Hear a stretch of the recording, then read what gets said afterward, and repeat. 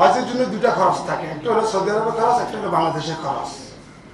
সহজ করার উপায় হচ্ছে আমাদের মাননীয় উপদেষ্টা সাহেব বলছেন সৌদি আরবে সাউথ এশিয়ান বলতে ভারত, পাকিস্তান, ইন্দোনেশিয়া, মালয়েশিয়া, শ্রীলঙ্কা, এদেরকে বলে সাউথ এশিয়ান। এই সাউথ এশিয়ানদের জন্য আরাফা, মুজদা, মিনায় একরকম খরচ থাকে। ওই খরচটা কিন্তু বাংলাদেশ সরকার যদি সৌদি সরকারের সাথে আলোচনা করে তাহলে কমিয়ে আসে। এটা 2019 সালে ছিল 700 রিয়াল আরাফা, মুজদা, মিনায়, কিন্তু 2023 সালে সেটা হয়ে গেছে 5200 রিয়াল। 2024 সালে সেটা ছিল 4770 রিয়াল। অর্থাৎ সৌদি আরব একটা বিশাল খরচ। আর বাংলাদেশে যে টিকিটটা ছিল 2022 সালে 1,18,000, 2023 সালে ছিল 1,40,000, প্লাস সংযুক্ত করার কারণে এটা হয়ে গেছে 1,97,000। এখন আমাদের দেখা যাচ্ছে সহজ করতে হবে। প্রথম টিকিটের সিন্ডিকেটকে ধরতে হবে।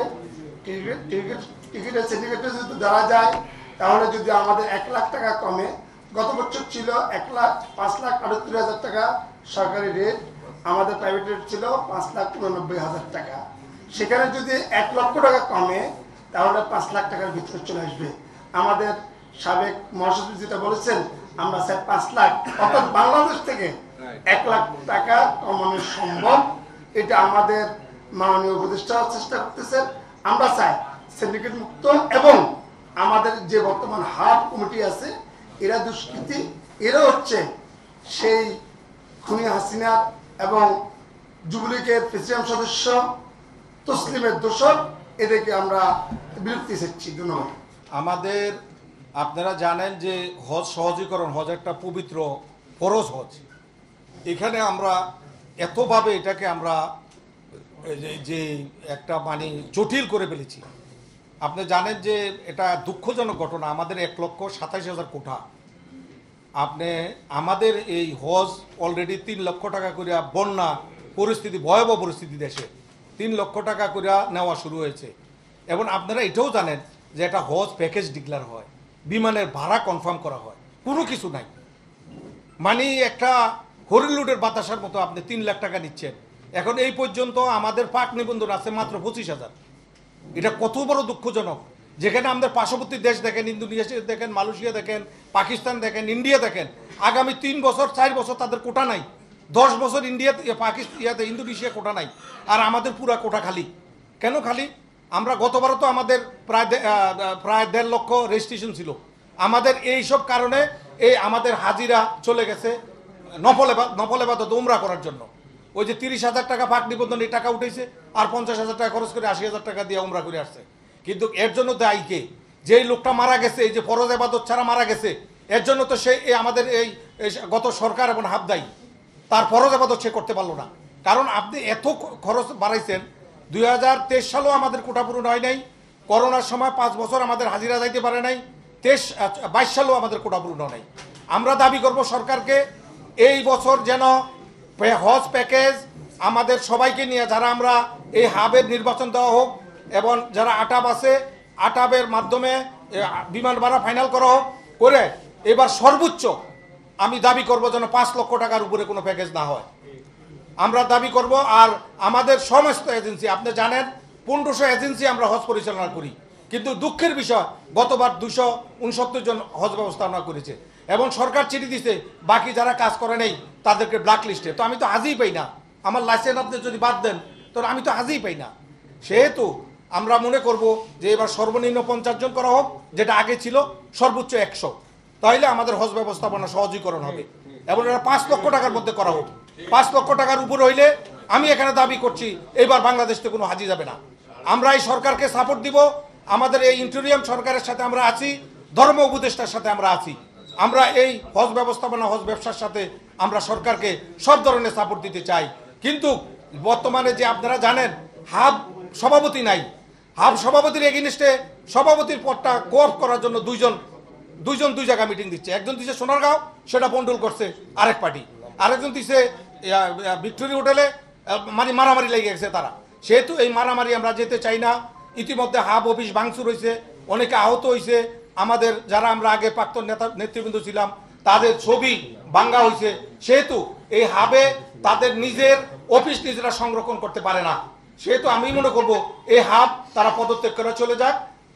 আমরা ইনশাল্লাহ আগামী জুনের 1 তারিখে হজ হবে, প্রচুর সময় আছে। নতুন কমিটি, নির্বাচিত কমিটি এসে হজ পরিচালনা করবে, আমরা সে আশা করছি।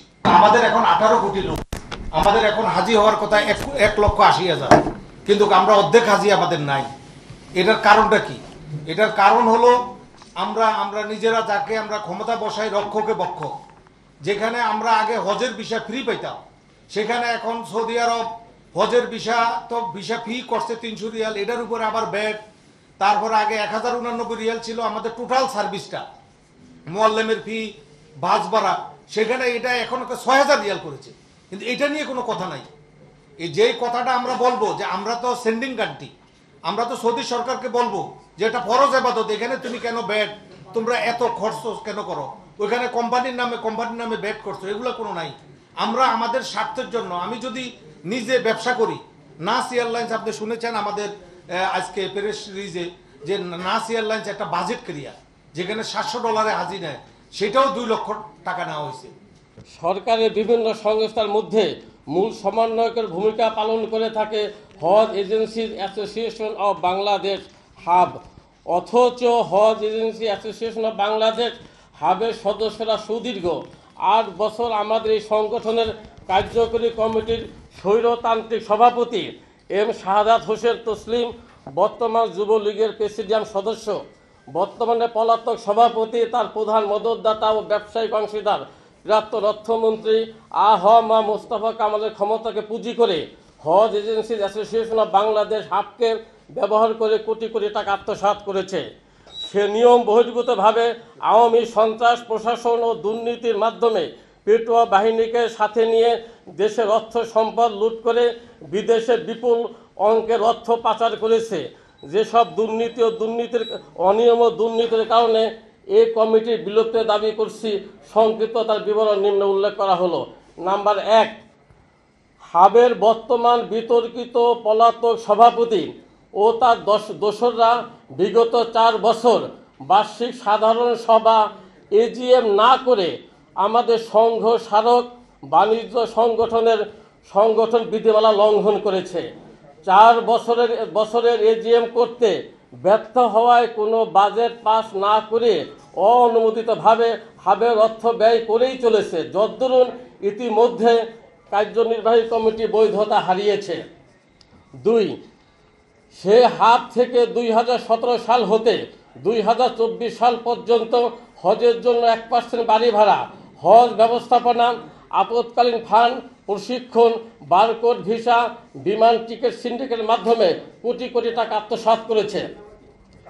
3 নাম্বার, সে আওয়ামী যুবলীগের প্রেসিডিয়ামের সদস্য হিসাবে প্রভাব খাটিয়ে সন্ত্রাসী বাহিনীকে ব্যবহার করে কৌশলে শত শত ভোটারকে ভোটাধিকার থেকে বঞ্চিত করে জাল ভোট ও পাতানোর প্রশ্ন নির্বাচন করে অবৈধভাবে 17 থেকে 25 সাল পরপর 4 টার্ম 8 বছরের জন্য হাবের সভাপতি হিসেবে নিজেকে টিকিয়ে রেখেছে।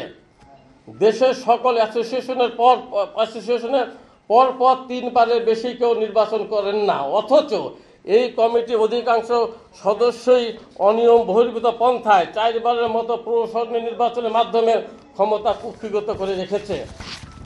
নাম্বার 4, সে সিন্ডিকেট করে মাত্র 56টি লাইসেন্সের মাধ্যমে হজ পরিচালনা চক্রান্তের মূল হোতা ও 2000 হাজির কোঠার প্রবর্তক ও 2024 সালে 250 জন হাজি প্রতি লাইসেন্সে বাধ্যতামূলক প্রেরণের মাস্টার মাইন্ড এবং লিড এজেন্সির প্রবক্তা।